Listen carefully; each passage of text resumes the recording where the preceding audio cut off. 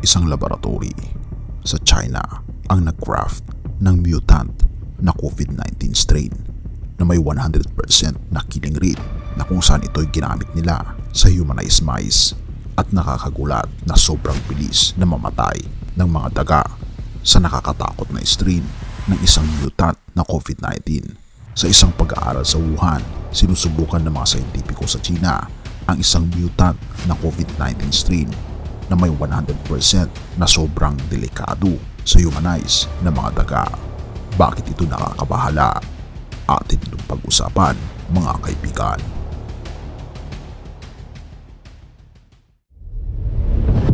Iniulat ng Newsweek.com ang mabagsik na virus na kilala bilang GXP2V ay dumapos sa mga utak ng mga daga na inayos upang sumailalim sa genetic man-made. Ayon sa isang pag-aaral na ibinahagi noong nakarang linggo mula sa Beijing, ito ay nagbibigay diin sa panganib ng pagsabog ng GXP2V sa mga tao at nagbibigay ng isang natatanging modelo para sa pag-unawa ng mga mekanismo ng SARS-CoV-2 na related na mga virus. Na binabanggit pa ng writer, ang mabagsik na virus ay isang binago na bersyon ng GX2017, isang pinsang coronavirus na iniulat na natuklasan sa mga pangulin sa Malaysia noong 2017, 3 taon bago ang pandemya. Ang mga pangulin na tinatawag ding scaly anteaters ay mga mammals na matatagpuan sa mga mainit na lugar sa planeta.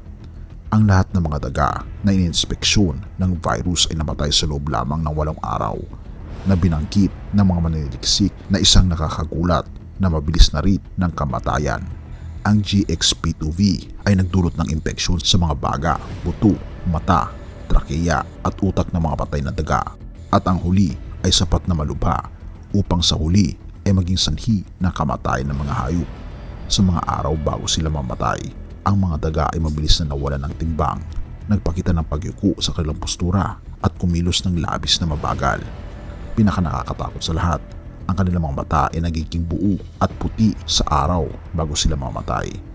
Bagamat na nakakatakot ang pag-aaral, ay ang unang uri nito na nag-uulat ng 100% na rate na mortalidad sa mga daga na naimpeksyonan ng COVID-19 related na virus. Malayo sa mga naunang iniulat na resulta mula sa ibang pag-aaral, sabi ng mga researchers. Higit sa lahat, ang mga resulta ng pag-aaral ay hindi nagpapakita kung paano ito makakaapekto sa mga tao. Sinupalpal ni Francois Balou, isang eksperto sa epidemiology sa Genetics Institute ng University College London, ang pananaliksik bilang kasuklam-suklam at scientificong lubos na walang kabuluhan. Wala akong nakikitang kahit na kaunting interes na maaring matutunan mula sa pwersahang pag-i-infect ng isang kakaibang lahi ng humanized na daga ng isang random na virus. Sa kabaliktaran, nakikita ko kung gaano karaming mga bagay ang maaaring magkaroon ng problema. Ito pa ang banggit ng profesor sa X. Ang preprint ay hindi nagtatakda ng biosafety level at biosafety precautions na ginamit para sa panaliksik. Ika pa niya, ang kawalan ng impormasyon na ito ay nagdudulot ng nakakabahalang posibilidad na ang bahagi o ang buong panaliksik na ito, tulad ng panaliksik sa Wuhan noong 2016 to 2019, ay malamang na sanhi ng COVID-19 pandemic, ay walang kahit na pinakamababang biosafety containment at practices na mahalaga para sa panaliksik na may potensyal na pandemic pathogens.